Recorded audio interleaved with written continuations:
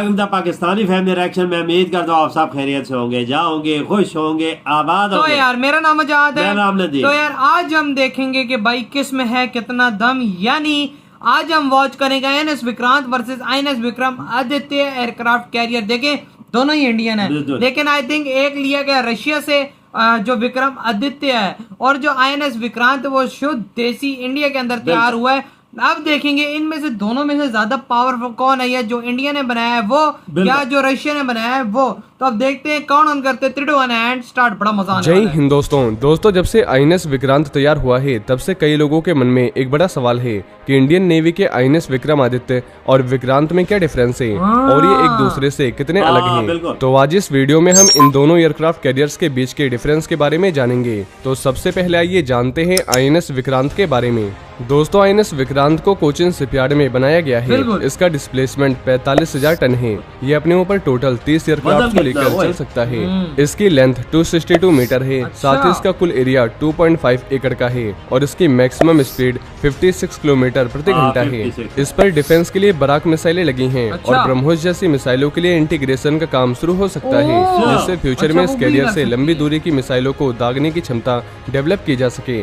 INS Vikrant को कम area में aircraft के टेक ऑफ और लैंडिंग के लिए खास तौर से डिजाइन किया गया है। इसके लिए इसे short take off but arrested landing के रूप में डिजाइन किया गया है, जिसमें इसका आगे का हिस्सा ज्यादा उठा हुआ है। इसका फायदा यह है कि एयरक्राफ्ट कम जगह में आसानी से टेक ऑफ और लैंड कर सकता है। वहीं INS विक्रांत में जनरल इलेक्ट्रिक टर्बाइन लगे हैं, जो इस बड़े कैरियर को 1.10 लाख हॉर्स पावर की ताकत देते हैं। इस एयरक्राफ्ट कैरियर की सेलिंग रेंज 15,000 किलोमीटर है, यानी एक बार में ये 15,000 किलोमीटर तक समुद्र में जा सकता है।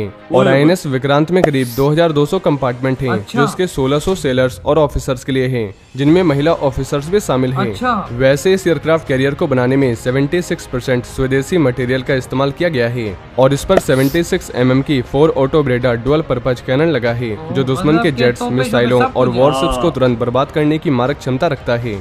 इसके अलावा इसमें 4 AK-630 गन लगी है और इसका भी काम दुश्मन पर अटैक करने का है।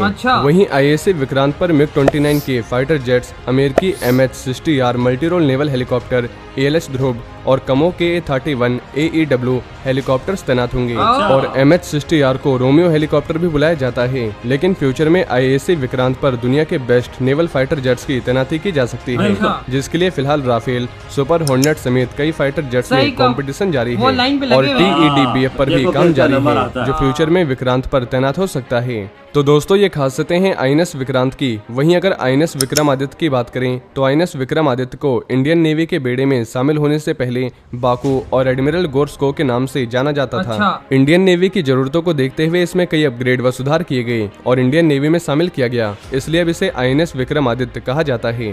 500 किलोमीटर के दायरे में आने वाले अपने दुश्मनों का पता लगाने में ये एयरक्राफ्ट कैरियर एक्सपर्ट है। ये किसी भी तरह के मिसाइल, टॉर्पीडो या इलेक्ट्रॉनिक हमलों को भी मात देने में सक्षम है और INS विक्रमादित्य इंडियन नेवी का सबसे लंबा और बड़ा एयरक्राफ्ट कैरियर है। इस कैरियर के इंडियन नेवी में शामिल होने से नेवी की ताकत में जबरदस्त इजाफा हुआ था और 2014 से INS विक्रमादित्य इंडियन नेवी में सेवा दे रहा है। दोस्तों INS विक्रमादित्य 44,500 टन वजन वाला 284 मीटर लंबा व 60 मीटर ऊंचा एयरक्राफ्ट कैरियर है। अगर कंपैरिजन के तरीके से देखा जाए तो इसकी लंबाई लगभग 3 फुटबॉल मैदानों के बराबर और ऊंचाई लगभग 22 मंजिली बिल्डिंग के बराबर है। वहीं समुद्र की लहरों पर INS विक्रमादित्य 30 नॉट्स यानी करीब 54 किलोमीटर प्रति घंटे की रफ्तार से सफर कर सकता है। साथ ही INS विक्रमादित्य पर MiG-29 के फाइटर जेट्स तैनात रहते हैं, जो इस कैरियर से हमला कर सकते हैं और इसे बचा भी सकते हैं।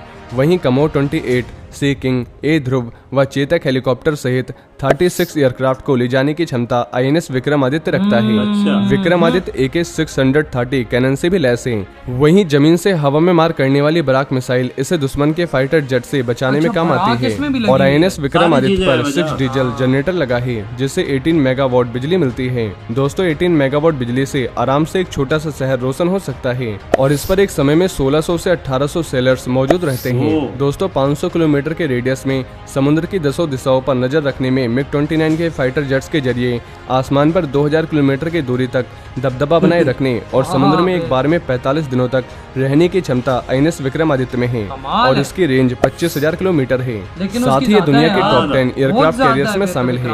वहीं अगर आप दुनिया के टॉप 10 सबसे खतरनाक एयरक्राफ्ट कैरियर्स के बारे में जानना चाहते हैं तो आपको हमारे चैनल पर इससे रिलेटेड वीडियो मिल जाएगी, जिसके लिंक आपको नीचे डिस्क्रिप्शन या ऊपर आई के बटन में मिल जाएगी। और ये इन्फॉर्मेशन अगर आपके लिए यूजफुल रही हो।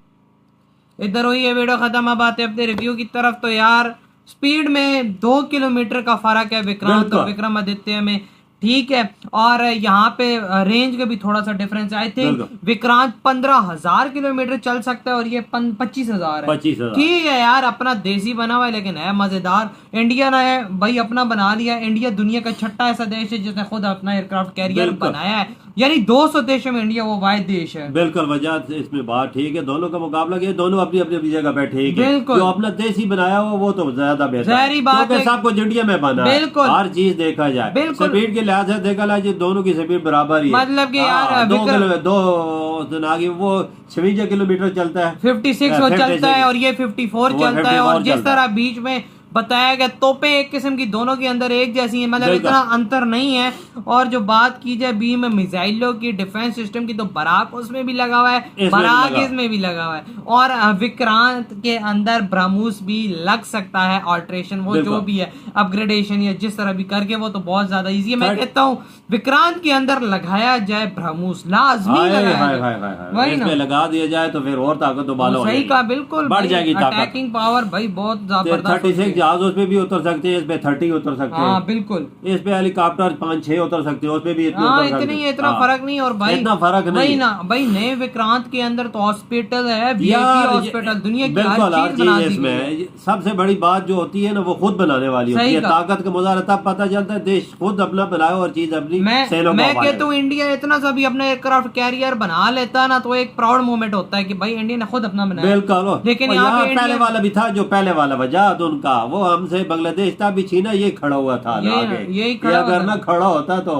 तमाशा कोई और ही होता। सही कहा, इंडिया का एयरक्राफ्ट कैरियर आगे 30 जहाजों के साथ खड़ा हुआ था तो हम लोग आगे नहीं किधर जा सकते। यही बात। और अब तो दो है, दोनों साइड पे खड़े हो जाए तो फिर बोलेंगे भाई आओ हम तो तुम्हारे पूरे कंट्री से लड़ लेंगे। बहुत ताकत, इंडिया की ताकत बहुत बढ़ गई है वजह दोनों से। वाकई में चाइना के पास भी 2 है पर इंडिया के पास भी 2 हो गए। अब चाइना जो इंडिया की ताकत है और बढ़ेगी। सही कहा, नेवी की ताकत और इंडिया की इस टाइम बढ़ चुकी है। और विक्रांत मैं कहता हूँ इंडिया का प्राउड बन के आया है और पीएम मोदी जो इसका लॉन्च किया बहुत आला। और भाई अगर दोनों को कंपेयर किया तो दोनों ही इंडिया के बेस्ट हैं भाई, बेस्ट। दोनों को मैं बेस्ट बोलूंगा, अपनी अपनी जगह पे दोनों एक कमाल के एयरक्राफ्ट कैरियर है।